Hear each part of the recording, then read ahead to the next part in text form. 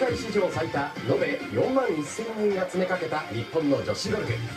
そこでひときわ目を引いたのは、モデルのようなプロポーションに超ミニスカートの選手。彼女が移動すればギャラリーも大移動。日本のファンもすっかり彼女の虜に。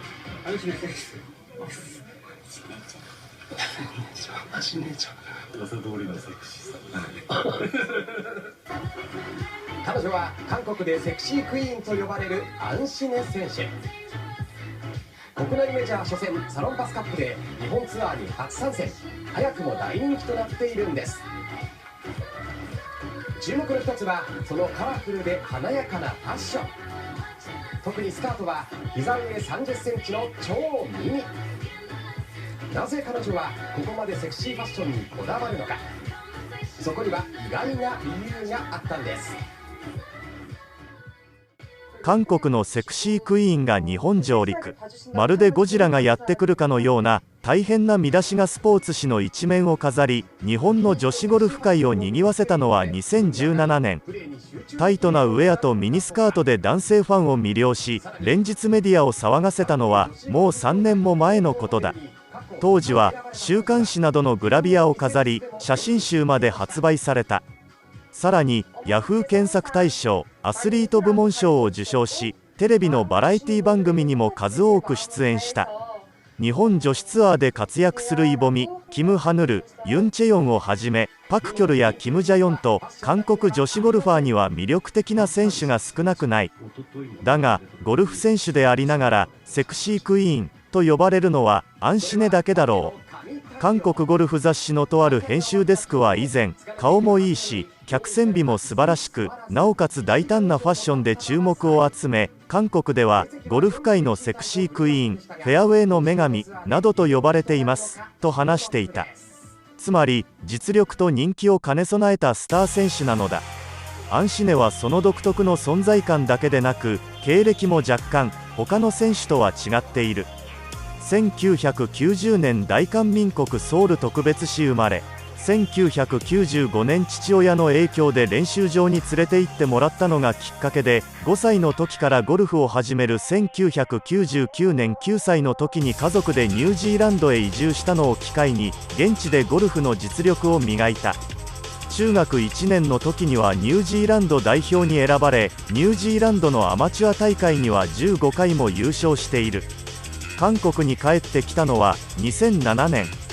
翌2008年からは高校生ながら韓国2部ツアーに参加して、2009年から1部ツアーに昇格。その年の新人王に輝いた。2010年には2勝し、賞金ランキング3位に輝いている。2015年には KLPGA チャンピオンシップで優勝し、初のメジャー大会制覇も成し遂げた。2016年韓国女子ツアーで通算3勝を挙げた。彼女のファッションについては、2017年5月4日、日本女子メジャー初戦のサロンパスカップで白のポロシャツと膝上約30センチメートルの黒色のミニスカートでプレーし、多くのギャラリーの視線を集めた。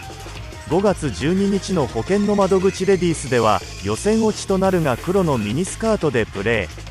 その後も6月のアースモンダミンカップでは黄色ミントのミニスカートでプレー。ギャラリーや記者からはスタイル良すぎ、目のやり場に困るなどの声が上がった。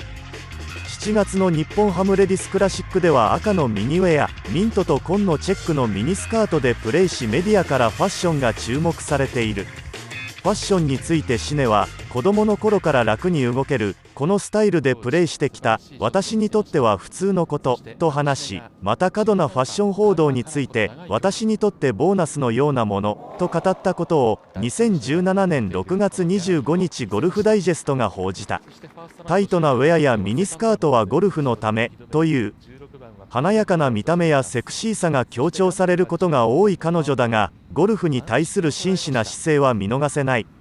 以前アンシネをインタビューした時、自分を一言で表すと、私はゴルフを愛するゴルファーですと話していた。実際に彼女のトレードマークともなっているタイトなゴルフウェアやミニスカートも目立つためだけではなく、ゴルフのための選択と言える。それは韓国メディアも報じている韓国スポーツ経済の韓国女子ゴルファーらのファッションについての分析記事だ。記事では今季から FJ のアンバサダーになった韓国美女ゴルファー神セブンの一人であるパク・キョルなどさまざまなトッププレイヤーのファッション分析がある中で、アンシネのファッションについても言及された。日韓でセクシークイーンと呼ばれる彼女のファッションだけに注目だが、意外にもデザインはあまり重要視せず、トップクラスのゴルファーに劣らず機能性で服を選んでいるという。実際に同誌でアンシネ自身が連載していた記事では、服を選ぶときは機能性を 90%、デザインを 10% ほど考慮すると明かしている。そして記事ではスポンサーであるアディダスゴルフ広報関係者のコメントとして、スタイルを生かすと同時にスイングする時の体の動きを邪魔しない短いスカートや体にフィットする衣装を主に着用する。スカートやショートパンツの長さは美的な部分だけでなく機能的な部分によって多く決定されると伝えた。つまりタイトなゴルフウェアやミニスカートといったアンシネのトレードマークはどれもゴルフのために選ばれているわけだ。彼女の話題はファッションだけではない。日本のコンビニが好きで、セブンイレブンはこだわり卵のサンド、ファミリーマートは中に半熟卵入ってるおむすび、ローソンは唐揚げと述べるなど、各コンビニチェーン店にお気に入りがある。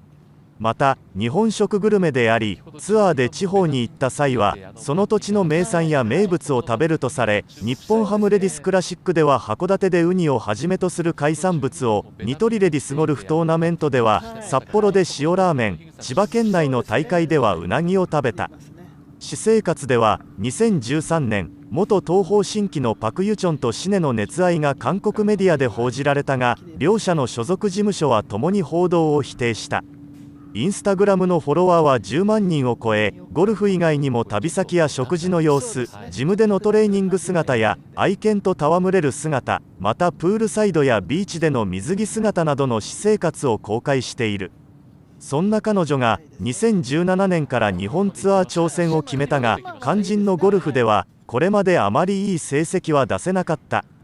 2017年5月4日、ワールドレディスチャンピオンシップサロンパスカップで日本女子ゴルフメジャーデビューを果たす。成績は41位タイであった。同年6月にはアースモンダミンカップに出場し16位タイ。同年7月には日本ハムレディスクラシックで13位タイ。サマンサタバサガールズコレクションレディーストーナメントで15位タイの成績を収めている。なぜ彼女は日本でプレーすることにこだわるのか。韓国ツアーのシードを持たなかったこともあるが、彼女が選択したのは母国ではなく異国の地でのプレーだった。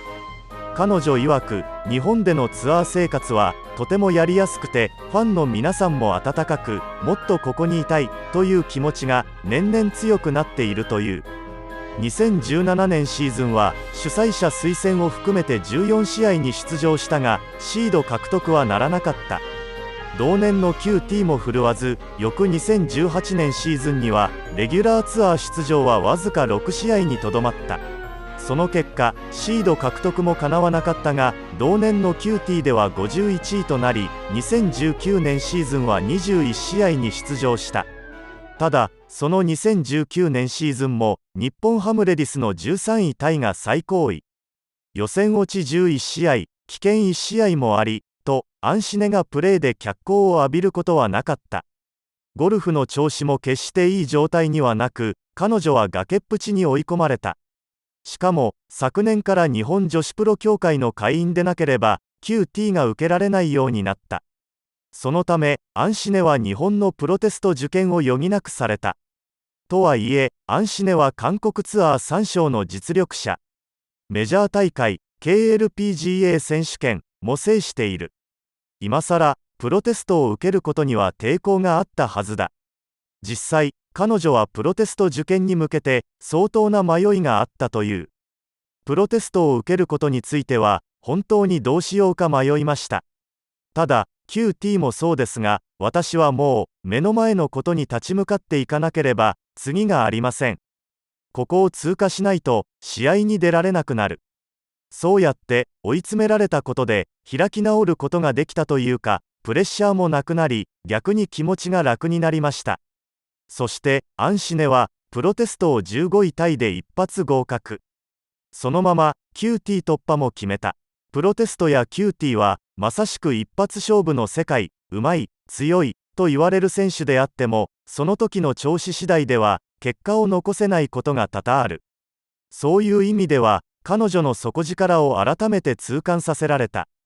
また10代や20代前半の選手が集うプロテストや QT にあって、そこで一緒にプレーするアンシネからはかつて華やかな場所にいたというおごりやプライドはみじんも感じられなかった。自らが生きる場所を確保するためにただがむしゃらにひたむきにプレー。結果、日本ツアー参戦3年目にして初めてツアーの出場権を自力でつかむことができた。2020年シーズンについての目標を聞くと意外にも謙虚な答えが返ってきた。目標を立てないことが目標です。何かを達成しようとしてそこを意識しすぎると疲れが増して失敗すると思うんです。出場する試合で1試合1試合ベストを尽くしていく。そこに力を注ぎたいと思っています。プロテストを経て QT で結果を残すまでアンシネは相当な苦労をしてきたのだろう。それが痛烈に伝わってくるほど彼女の言葉は真摯であり、そこにはゴルフに対してまっすぐな気持ちが現れていた。来年2020年は日本の試合にたくさん出られるので、ファンの皆さん、日本でたくさんお会いしましょう。初のシード権獲得とツアー初優勝に向けてようやく準備が整ったアンシネ。今季こそグリーン上で躍動するセクシークイーンの姿を堪能したい。誰よりもゴルフを愛するアンシネだけにぜひ結果を残してもらいたいと思う。繰り返します。日韓は元祖兄弟だった。世界は元祖兄弟だった。私たちは同志だった。敵は別にいます。もう一度話し合いませんか？